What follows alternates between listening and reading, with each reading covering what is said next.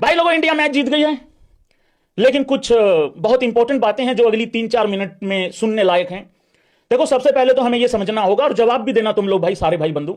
सबसे पहले तो हमें यह समझना होगा कि हमने सिर्फ और सिर्फ जिम्बाब्वे को ही हराया है। ध्यान रखना भाई, वेस्ट इंडीज की टीम बहुत तगड़ी टीम है। वो ऐसी टीम है, 9 नंबर पे रोमारियो शेफर्ड आ रहा है। वो आरसीबी का पगला लड़का आता है 9 नंबर पे, 8-9 नंबर पे, या तो वो आ रहा है 9 पे या 9 पे उनका जसन होल्डर आ रहा है। तो 1 तारीख को हमारा बहुत बड़ा मैच है भाई लोगों, बहुत बड़ा मैच है। इस जिम्बाब्वे को मैं पहले भी काउंट नहीं कर रहा था, अभी भी काउंट नहीं कर रहा हूं। हराने के बाद भी मैं बहुत ज्यादा अचीवमेंट इसको समझ नहीं रहा हूं। कृपा करके ये बात अंडरस्टैंड करने वाली है, इसको जरा समझो।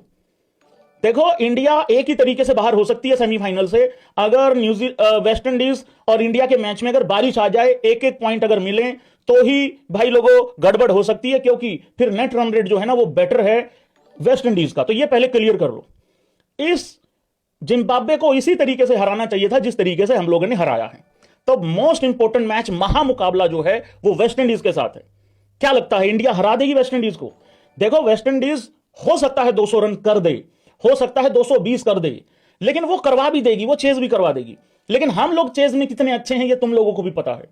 160 से ऊपर का रन चेज हमने 2-4 बार किया है, और उसमें विराट कोहली को नॉट आउट रह के आना पड़ा है, तब जाके हुआ है।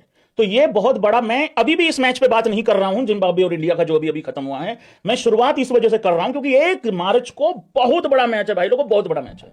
वेस्ट इंडीज की बॉलिंग अच्छी नहीं है, उनकी ताकत सिर्फ यह है कि बल्लेबाजी उनके पास ऐसी है, अगर उनके 3-4 भूत चिपक गए भाई, वो जिंदगी बर्बाद कर देंगे, कहां तक चेज कर लेंगे फिर।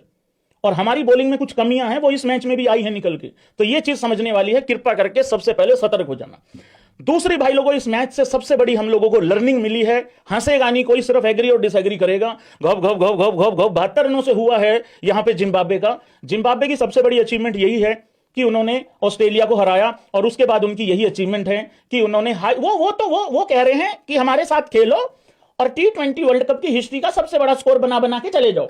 तो ये जिम्बाब्वे की बेसिकली सबसे बड़ी अचीवमेंट है। लेकिन मैं ये कह रहा था तुम लोगों को, एक और अचीवमेंट है, चलो अब जिम्बाब्वे की अचीवमेंट पे ही बात कर रहे हैं और कर देते हैं।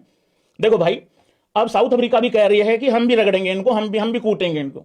भाई देखो, पहले वेस्ट इंडीज ने किया 254 रन, सेकंड हाईएस्ट टोटल इन T20 हिस्ट्री का।